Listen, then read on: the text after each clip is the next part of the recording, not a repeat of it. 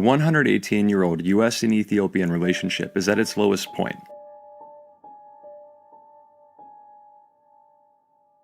A local Ethiopian American community gathered to protest in the Galleria neighborhood today. They are asking the U.S. government to stay out of their country. U.S.-Ethiopian policy has been short-sighted, inconsistent, contradictory, biased, counterintuitive, simplistic, and often divorced from the reality on the ground. It's also mired in old thinking for too long. Many Ethiopians find it very puzzling. Our research uncovered the actors behind the destructive, counterintuitive U.S. policy toward Ethiopia. Hands up, Ethiopia! Hands up, Eritrea! Ethiopia is becoming more populous, youthful, urban, mobile, educated, and networked. These demographic transformations, as well as emerging political, economic, and security trends, are increasing Ethiopia's significance to the U.S.'s national interests. In the last 30 years, a few individuals in the U.S. government have wielded tremendous power and influence on African matters in the White House and the State Department. After leaving public office, these individuals seek out employment opportunities that capitalize on the political connections and expertise that they developed while in office. Intellibridge is a strategic analysis firm in Washington, D.C. that works with African governments. Susan Rice and Gail Smith were employees of this firm. Hamilton Bean, a former Intellibridge employee, in his 2011 book says, Gail Smith and Susan Rice worked to sell Intellibridge services to African government clients. This creates a conflict of interest when these figures return to power and make decisions affecting the same clients who are recently paying them millions of dollars and could do so again in the future. Even if prior relationships do not have a bearing on one's actions in a public office, just the perception of a conflict of interest can undermine the effectiveness of U.S. policy and faith in government.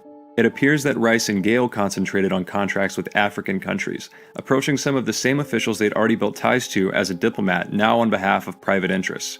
Neither of them ever revealed who their clients were. The New York Times, however, revealed that the Kagame government was Rice's client.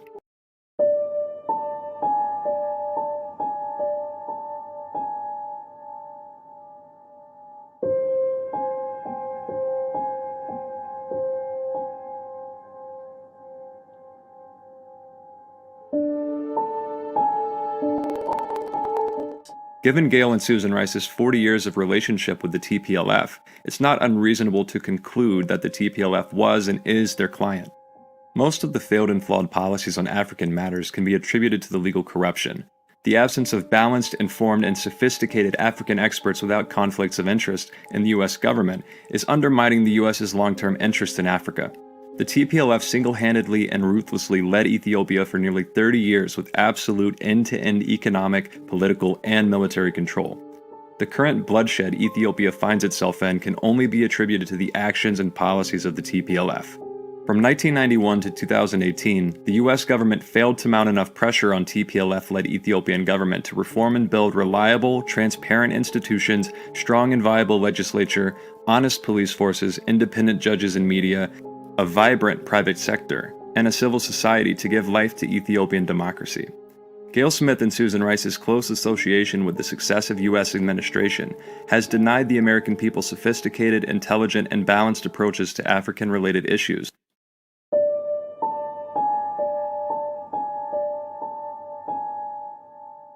We know that the TPLF looted anything up to an estimated $30 billion from Ethiopia, and it's now using some of these funds to destabilize Ethiopia, to break it up as a geopolitical union, and to seek revenge against those who removed the TPLF Marxists from power. The TPLF has now begun to do what the Croatians, the Bosnian Muslims, and the Albanians did in the 1990s. They are hiring information warfare specialists, including lobbyists, to ensure that the international media and policymakers support them and work against the present government of Ethiopia and the various societies in Ethiopia. The 30 years of TPLF's violence, bloodshed, brutality, mass killings, genocide, robberies, corruption, mass displacement kidnappings, and atrocities still continued in Ethiopia. At this very moment, Wallo Amhara region is under the control of TPLF. Given the nature of TPLF, one can only imagine the magnitude of utter brutality and atrocities committed in Wallo at this very point. Starting with the latest coming in from Ethiopia, a new report, a shocking one, by Amnesty International has shed light on the horrific war crimes carried out by the Tigrayan rebels in Ethiopia. This includes sexual and physical assault on several women. The report says that Tigrayan rebels raped, robbed and beat up several women during an attack on a town in Ethiopia's Amhara region. It is the latest disturbing glimpse into the war-torn country.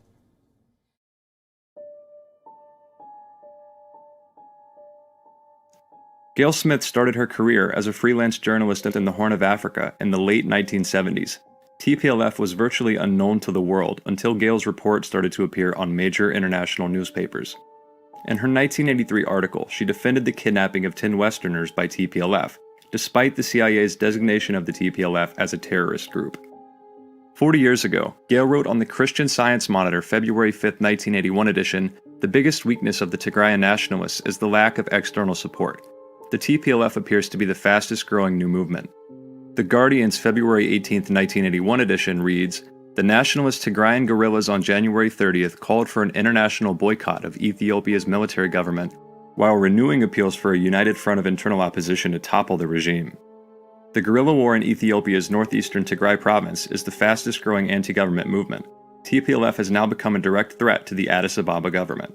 In another article on the New York Times, July 6, 1983 edition, the Tigray People's Liberation Front, TPLF, in the Tigray province is making advances in the political realm by coordinating with several other opposition groups across the country.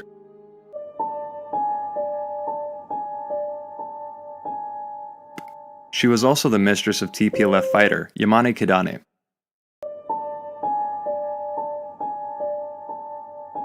Gail Smith is co-coordinator of the Coalition for Peace in the Horn of Africa.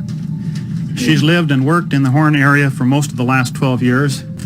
She was an advisor in the recent Carter talks in that area. Gail. I would like to address the situation in Eritrea and in some of the non-government held areas of Ethiopia as well. So when Melis died, I went back and looked at all my photographs to ask myself, where for me did this start and where has it come?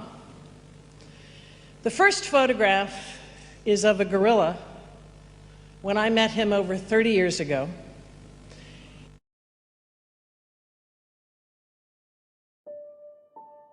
She was also a consultant and coordinator of the Relief Society of Tigray. REST is a humanitarian arm of TPLF. The 2010 BBC documentary uncovers the systematic diversion of aid money received by REST to buy arms in the 80s. 95% of aid raised to fight the famine was diverted by rebels and spent on weapons. The 1985 CIA report quite clearly pointed out that aid money is almost certainly being diverted for military purposes. How many lives could have been saved? We're yet to hear from Gail Smith about her knowledge and involvement in this scheme. In the August 4th New York Times publication, distribution of emergency food aid and other relief supplies has significantly improved in the northern Ethiopian provinces of Eritrea and Tigray, according to United Nations officials. But Gail E. Smith, coordinator of the Washington-based Relief Society of Tigray, labeled the report absolutely false. She said that about 3.8 million of Tigray's 5 million people, or more than twice the UN estimate, were in need of assistance, and that the situation was getting worse. Most of those victims are in rural areas of Tigray controlled by anti-government forces, Ms. Smith said. Because the UN mission included Ms. Georges of the Ethiopian government, it would not have been able to visit about 80% of the province, she said. Looks like she was making a case for REST to be a primary distributor of aid in the rebel-controlled areas by exaggerating the number by more than twice the UN estimate.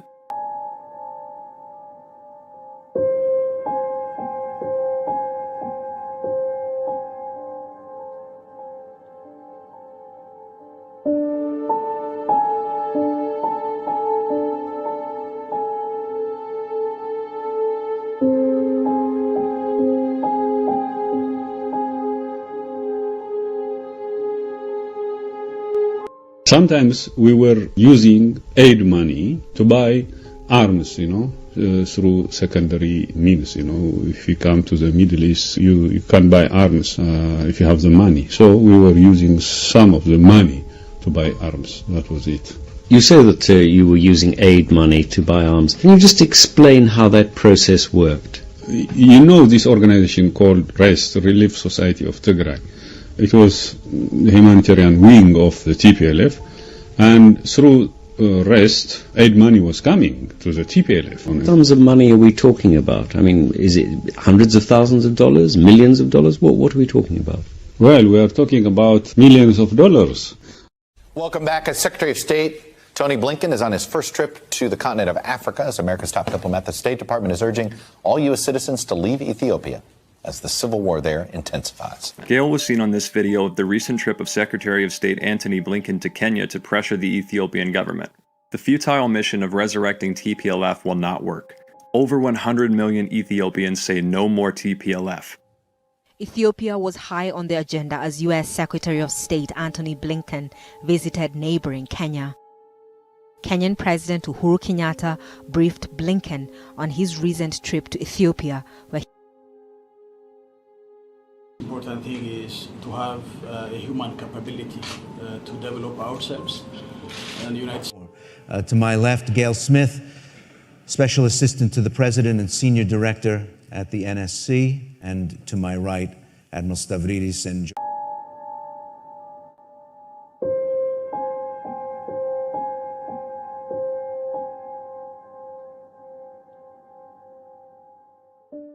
Hey, good day, everybody. It's Jim Stavridis, the Dean at the Fletcher School of Law and Diplomacy, and I'm joined today by a friend and a colleague, Alex Duval. Alex has an unbelievably impressive background in international relations.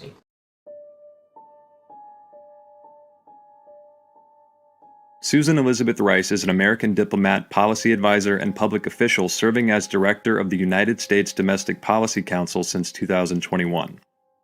Her political star rose first during Bill Clinton's administration as one of his special assistants, then as an Assistant Secretary of State for African Affairs. She was an early supporter and advisor to then-candidate Barack Obama and became his United Nations ambassador in January 2009.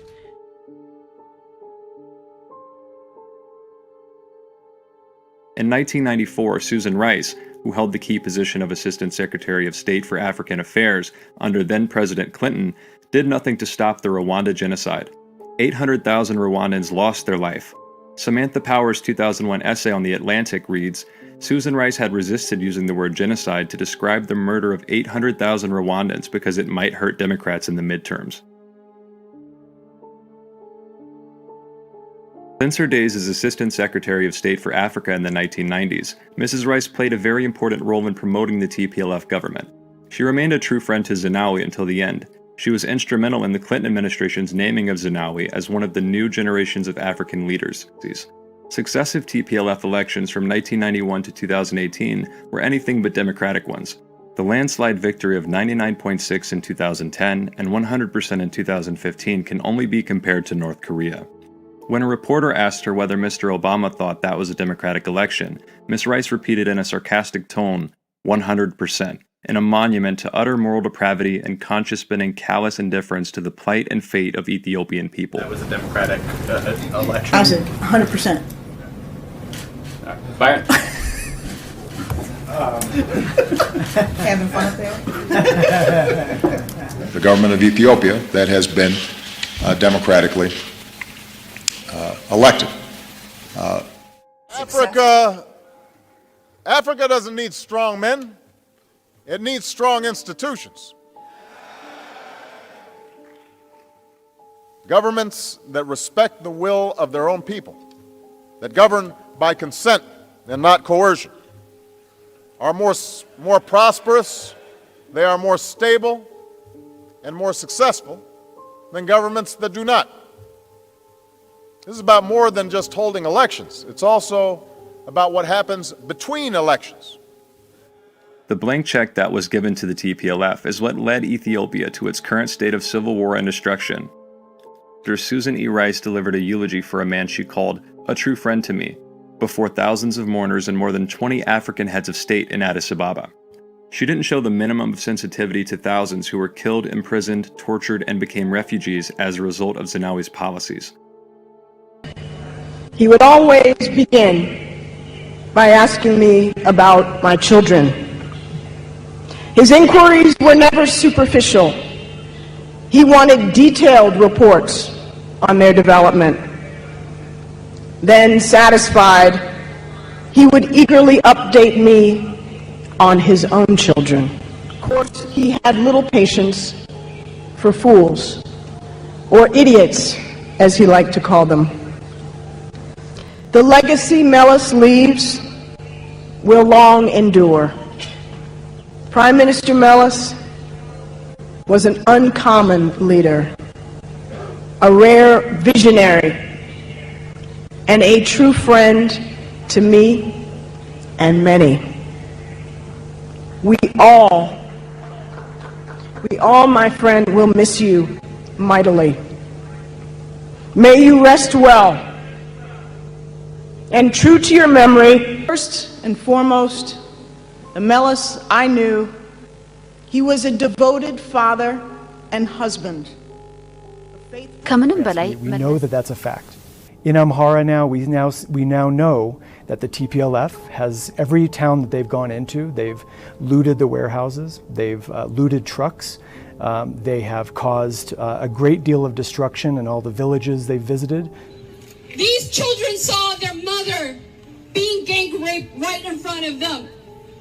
Sada says she was attacked and raped in August by an armed man speaking the Tigrayan language. It is the story of thousands of women in TPLF invaded Amhara and Afar regions. Yeah! So I decided to echo the voice of one victim.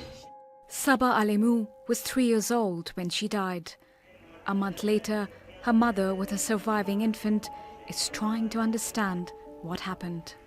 We shudder as we read the words of rape victims and reports of massacre. And as long as the TPLF is armed, they will continue their violent attack of innocent civilians. And these dreadful stories will not stop.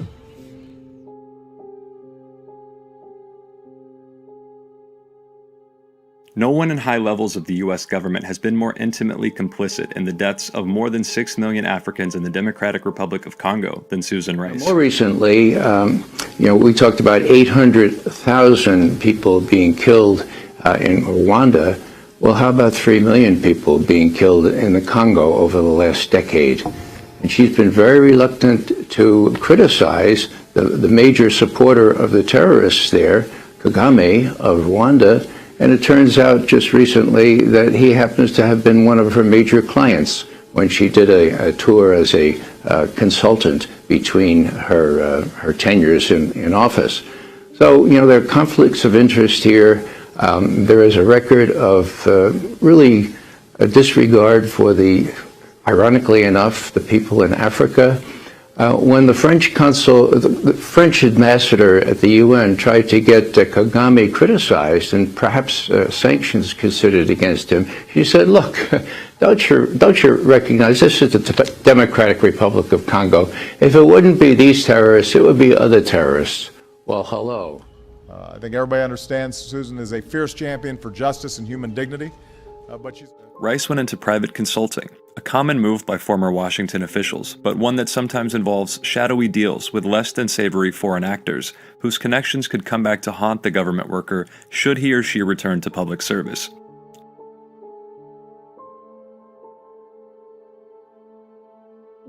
Deputy Secretary of State Wendy Sherman's irresponsible praise of the Ethiopian regime demoralized many peace-loving activists.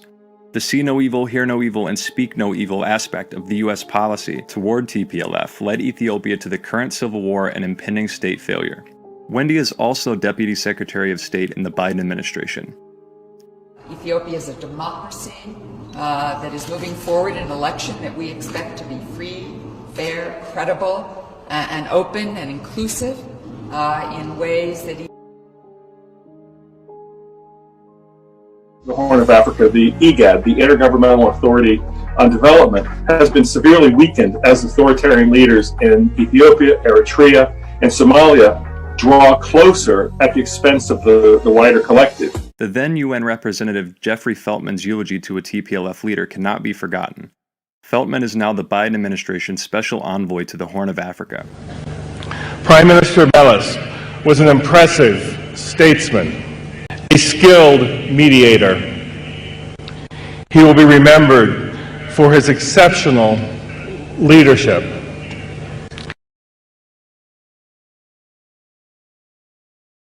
Samantha Power.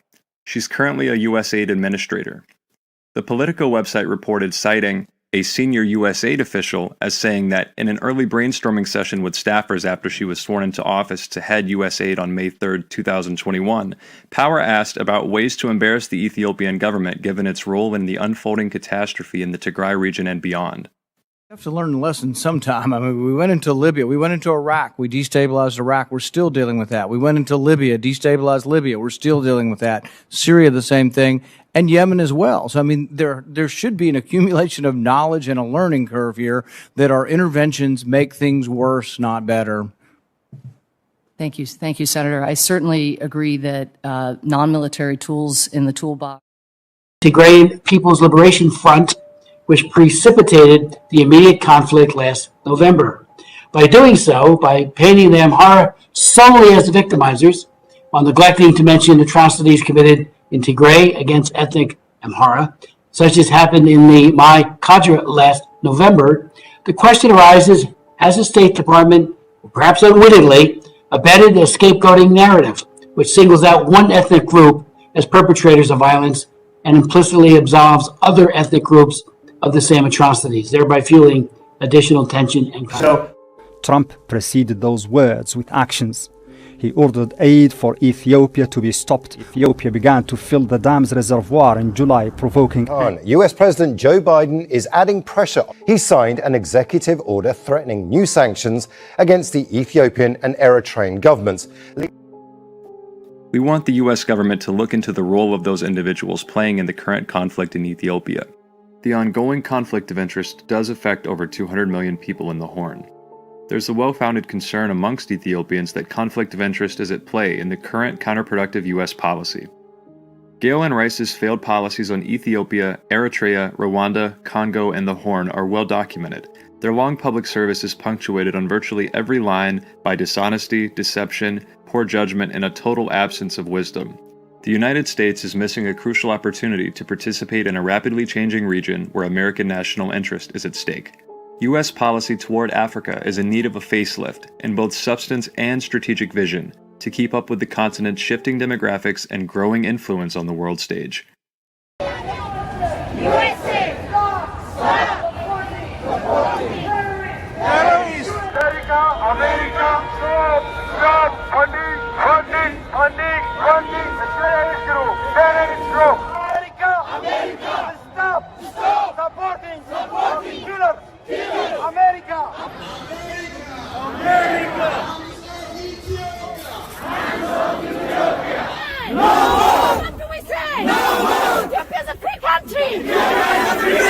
No more colonization!